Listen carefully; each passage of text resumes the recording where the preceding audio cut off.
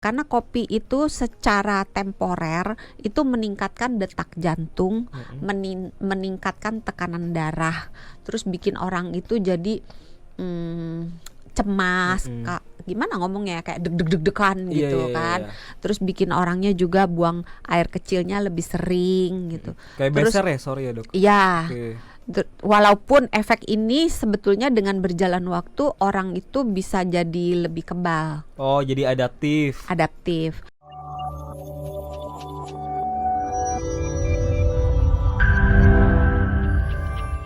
Selamat malam sahabat sonora. Memang malam-malam kayak gini jadi rentan untuk ngantuk ya kan. Pasti tertuju langsung ke kopi. Pokoknya kalau Tidur, ngantuk, obat ngantuk itu tidur, bukan kopi. makanya kenapa harus tetap fokus ya, harus tetap ini ya, tetap melek ya. Padahal Iya, kalau ngantuk apalagi yang kan kerjanya malam kan. iya. Ya polisi, ya wartawan, ya pegawai di rumah sakit, di hotel. Ya, Banyak lah satpam. pekerjaan yang satpam gitu. Banyak yang pekerjaannya memang ya mau tidak mau harus bersentuhan dengan kopi. Wah, itu dia. Kadang kalau pagi-pagi juga ngopi ya kan. Untuk ditemenin beberapa orang termasuk saya iya. Oh, Belum bangun kalau nggak dosen ngopi. juga tiap pagi ngopi ternyata. Kalau dokter ngopi itu ada alasannya nggak sih? Biar apa gitu? Atau emang udah hobi Karena memang aja? kejar kafeinnya. Oh, emang kejar kafein Iya, ya. dan Ya. enak gitu. Pagi-pagi duduk gitu kan, terus ngopi anget gitu. Enak rasanya. Tapi kalau dokter prefernya kopi yang pahit ya atau enggak? Tergantung mood. Kalau lagi pengen pahit cuman kopi sama air panas aja. Tapi kalau lagi pengen sesuatu yang agak creamy ditambah susu sapi full cream. Kalau dokter baru dijaga ya kadar kafeinnya itu nggak boleh lebih 400 mg. Sehari ya? doang aku ngopi. Sehari itu enggak, sekali berarti maksudnya. Sekali doang. Sekali doang ya. Jadi masih aman banget dong ya. Jauh, iya. Jauh ya, karena batas wajarnya itu 400 Sampai 4 mg per 400 mg per hari. Oke. 4 cangkir per 4 hari. cangkir. Iya, kalau diterjemahkan jadi 4 cangkir lah batas paling maksimalnya banget. Tapi kalau lebih dari batas itu, Dok. Misalkan orang ada yang 5 cangkir per hari, efeknya itu bisa langsung kerasa nggak? Sebenarnya ya tergantung, karena orang itu dibagi jadi 3 golongan di dalam hal perkopian. Oh, Pertama, orang yang tidak bermasalah dengan kopi, dalam arti dia toleransinya terhadap kopi itu sangat luas gitu. Jadi dia bisa ngopi berapa banyak pun, mau segelas 2 gelas, Aman. nggak mengganggu, nggak deg-degan, nggak ada gejala apapun, nggak mempengaruhi tidurnya, nggak mempengaruhi apapun, nggak ada pengaruhnya. Itu yang golongan pertama. Golongan yang kedua adalah golongan yang sama sekali nggak bisa minum kopi, sama sekali nggak bisa. Minum seteguk aja udah langsung muncul keluhannya. Entah Asam. iya, asam lambung lah, perutnya sakit lah, kembung, diare, atau pipis terus menerus, deg-degan, apa nggak bisa tidur, macam-macam lah. Itu golongan yang sangat sensitif. Golongan ketiga itu adalah golongan yang di tengah.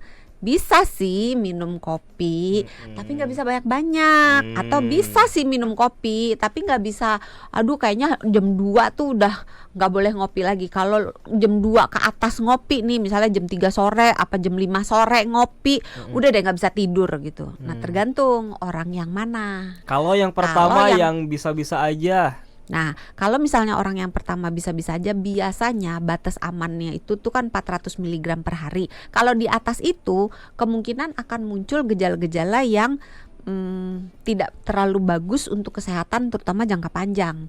Jadi bisa bikin, karena kopi itu secara temporer itu meningkatkan detak jantung, meningkatkan tekanan darah, terus bikin orang itu jadi cemas, gimana ngomongnya, kayak deg-degan gitu kan. Terus bikin orangnya juga buang air kecilnya lebih sering gitu. Kayak Terus beser ya, sorry ya dok. iya. Oke. Walaupun efek ini sebetulnya dengan berjalan waktu orang itu bisa jadi lebih kebal, Oh, jadi adaptif. adaptif. Nah, jangan lupa juga di dalam kopi itu ada tanin. Tanin itu bisa menghambat penyerapan besi yang ada di dalam makanan, terutama jika makanannya itu makanan yang sumbernya nabati. Jadi buat teman-teman yang sahabat sonora yang punya anemia, kekurangan zat besi, harus hati-hati. Semakin banyak kopi yang diminum, maka akan semakin banyak zat besi yang dimakan yang susah diserap oleh badan. Maka akan semakin parah anemia, kekurangan zat besinya. Terus kafein kopi di dalam kopi itu kalau kita minumnya terlalu banyak, kopi itu bisa memicu kita jadi osteoporosis. Nah, sehingga buat orang-orang yang punya resiko osteoporosis, kalau bisa minum kopinya jangan terlalu banyak. Jadi paling aman sebenarnya batasnya di bawah 400. Itu udah banyak loh, 4 cangkir sehari itu udah. Iya kan. Umumnya orang kan paling 1-2 cangkir, iya Pak ya. Paling ya kan? pagi sama sore pagi lah ya. sama sore gitu. Nah, kalau sore mungkin hati-hati karena kopi juga bisa menyebabkan gangguan tidur apabila diminum dalam dosis yang berlebihan. Iya. Apalagi diminumnya mendekati jam tidur. Mendekati jam tidur tuh katakanlah tidurnya jam 11. Biasanya 6 sampai 8 jam lah. Loh, lama dong. Iya, tapi beda-beda karena gini. Kopi itu isinya kan macam-macam ya. Sekitar mungkin ada 1000-an zat di dalam kopi itu. Badan kita itu kalau habis minum kopi kan kopinya dibuang.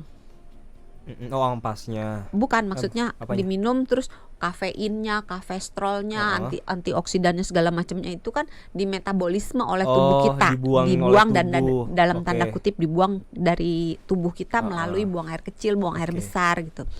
Ada orang yang proses pembuangan itu cepat. Jadi minum sebentar juga udah habis kopinya itu di dalam kafeinnya dan semua tanin segala macam itu udah habis dari dalam badannya. Nah, untuk orang-orang seperti ini semakin cepat dia memetabolisme kopi dari tubuhnya, itu dia semakin tidak bermasalah dengan waktu tidur. Karena masuk ya udah langsung pipis. Cara taunya sebetulnya ya diamati. Diamati ya kalau misalkan minum kopi terus susah tidur gitu kan. Pipis berarti aman ya sebenarnya ya. Bukan pipisnya tapi lebih ke efek lainnya gitu. Apakah dia deg-degan enggak, terus dia susah tidur enggak, terus ada gangguan lambung enggak gitu. Oh, jadi itu panjang ya ternyata ya, 6 jam. Tadi dokter katakan untuk 6 sampai 8. 6 sampai 8. Jadi kalau jam tidurnya jam 11 jam 11 potong 8 berapa? Potong 8 berarti jam 11 potong 8 berarti 3. pada nggak pintar matematika semuanya. Mas Hosi aja ngitungnya pakai kalkulator itu. Jam 3 sore. Oh iya, jam 3. Wah, lama dong berarti ya. Saya pikir tuh mendekati jam tidur kayak misalkan saya tidur jam 11, oh berarti mungkin jam 9 malam. Enggak. Kembali lagi tergantung. Tergantung apakah dia cepat metabolismenya atau tidak. Ya. Kalau saya termasuk yang lamban. Jadi cut off saya itu di jam 2. Taunya dari mana? Dicoba-coba. Jadi kalau minum kopi jam 5, malamnya nggak bisa tidur. Berarti nggak bisa nih minum kopi atau jam 5 gitu. Dicobanya dengan cara minum kopi. Ini antara pipis atau deg-degannya berapa lama nih gitu kan. Kalau lama berarti mungkin metabolismenya lambat gitu ya.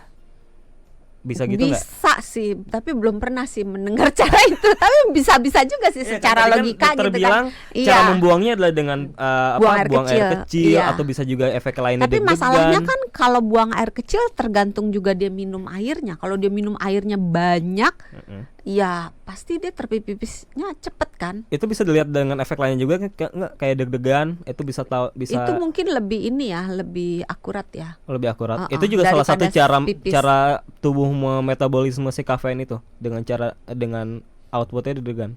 Itu lebih ke mulai aktifnya si kafeinnya. Pada umumnya ya 20 menit sampai 40 menit. Jadi gitu kita minum dalam waktu 20 sampai 40 menit kafeinnya aktif. Tapi makanya, itu bukan cara melihat metabolisme kita cepat atau enggak nih terhadap kopi ya. Enggak sih. Makanya ada yang dibilang kafein nap.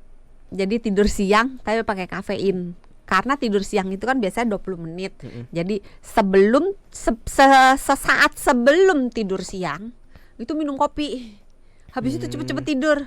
Nanti 20 menit lagi ketika dia bangun dia akan seger banget karena udah tidur 20 menit plus kafeinnya bekerja. Patut dicoba. Iya, namanya kafein nap. Iya. Saya sama Bapak operator ini memang hobinya tukang tidur. Minum kopi.